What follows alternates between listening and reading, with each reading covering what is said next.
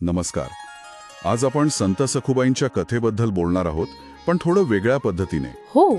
एका मराठी चित्रपटाच्या काही संवादांमधून ही कथा जशी दिसते त्यावर आपण एक नजर टाकूया. म्हणजे आपल्याकडे त्या चित्रपटाचे संवाद आहेत, बरोबर? हो. आणि आपला उद्देश आहे की या संवादांच्या आधारे सखुबाईंच्या आयुष्यात काय काय घडलं, त्यातले महत्वाचे टप्पे कोणते हे समजून घेणं. ही कहाणी आहे एका तरुण स्त्रीच्या भक्तीची आणि तिची श्रद्धा, तिची परिस्थिती आणि माणसं कशी परीक्षा घेतात याची. चला सुरुवात करूया का? नक्कीच. तर कथेची सुरुवात होते सखूच्या आई वडिलांच्या संवादाने. ते तिच्या लग्नाबद्दल बोलतात. अच्छा. आईला वाटतंय की लग्न व्हायला हवं. वडील थोडे काळजीत आहेत. इतक्या लवकर का संसारात टाकायचं तिला? पण आईचा आग्रह जास्त दिसतोय. हो, अगदी. आणि आईचंच म्हणणं खरं ठरतं. यात सखूची इच्छा काय आहे हे कोणी विचारात घेत नाहीये. हे महत्वाचं आहे. तिला खरं तर लग्न करायचं नाहीये, आई वडिलांना सोडून जायचं नाहीये, पण ती नम्रपणे हो म्हणते. बरोबर. मग येतं स्थळ बघण्याचा कार्यक्रम. आणि तिथे सासूची जी नजर आहे ना, हो, एकदम पारखून घेणारी. नाव काय, चालते कशी, कामात हुशार आहे का, म्हणजे अगदी वस्तू निवडल्यासारखं. सासरा थोडा बरा वाटतो, समजूतदार, पण त्याचं काही चालत नाही तिथे. म्हणजे सासूची चिकित्सक वृत्ती स्पष्ट दिसतीये. अगदी. आणि हे दिसत असून सुद्धा त्याकडे दुर्लक्ष करून लग्न ठरवलं जातं. ही खरं तर म्हणजे पुढच्या मोठ्या त्रासाची सुरुवातच म्हणायला हली. बरोबर. आणि तो त्रास लग्नानंतर लगेच सुरू होतो, नाही का? हो ना. सासू लगेच बोलायला लागते, नावाने हाक मारते, पदर घेतला नाही म्हणून टोचते. आणि सगळ्यात धक्कादायक म्हणजे काय, तिला देवपूजा करायला बंदी. तिची जी पूजेची मूर्ती असते ना, ती अक्षरशः फेकून देते सासू. अरे देवा, हे तर म्हणजे खूपच टोकाचं झालं. हो, कारण सखूसाठी भक्ती हाच आधार आहे आणि त्यावरच हल्ला होतोय. मग कामावरून बोलणं तर आहेच. तो पाणी भरण्याचा प्रसंग पण आहे ना. हो, बरोबर. तिच्यावर खोटं बोलण्याचा आरोप होतो. पण नंतर कळतं की पाणी सासऱ्यांनीच दुसरीकडे वापरलं होतं. नवरा काय करतो? सुरुवातीला थोडा चांगला वाटतो, पण हो, सुरुवातीला जरा सहानुभूती दाखवतो, पण आई समोर त्याचं काही चालत नाही. तो निष्क्रिय होऊन जातो. म्हणजे सासरा काही वेळा मध्यस्थी करतो, पण प्रभाव नाही त्याचा. नाही. घरात सासूचंच राज्य. ही त्या काळची एक पद्धत दाखवते, कौटुंबिक सत्तेची. अशा परिस्थितीत सखू काय करते? ती आणखी देवाकडे वळते, नाही का? अगदी. ती पांडुरंगाच्या भक्तीत अधिक रमते. पण तिचं हे एकटं देवाशी बोलणं, ते सासूला वेगळंच वाटतं. म्हणजे तिला संशय येतो. हो. तिला वाटतं सखूवर कोणीतरी करणी केली आहे किंवा तिला झपाटलंय. म्हणजे तिची भक्तीच त्यांना विचित्र वाटते. बापरे, म्हणजे भक्तीलाच आजार पण ठरवलं जातंय. हो. आणि मग काय, थेट मांत्रिकालाच बोलवलं जातं. अच्छा, मांत्रिक येतो. तो घाबरून पळून जातो. हा एक महत्वाचा क्षण आहे. म्हणजे तिची आध्यात्मिक शक्ती. हो.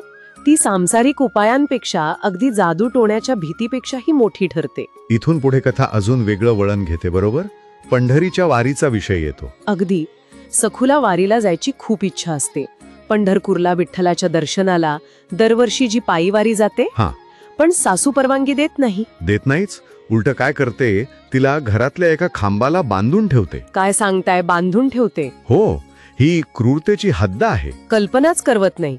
आणि मग अशा अत्यंत कठीण परिस्थितीत सखू पांडुरंगाला आठवते, त्याचा धावा करते. आणि मग तो चमत्कार घडतो, ज्यासाठी सखूबाई ओळखल्या जातात. कोणता चमत्कार? स्वतः पांडुरंग सखूचं रूप घेतात आणि तिच्या घरी येतात, तिची सगळी कामं करतात. अरे वा. म्हणजे खरी सखू नकळतपणे चमत्कारिकरित्या वारीत पोहोचते, पंढरपूरला जाते. अद्भुत. पण तिथे काय होतं?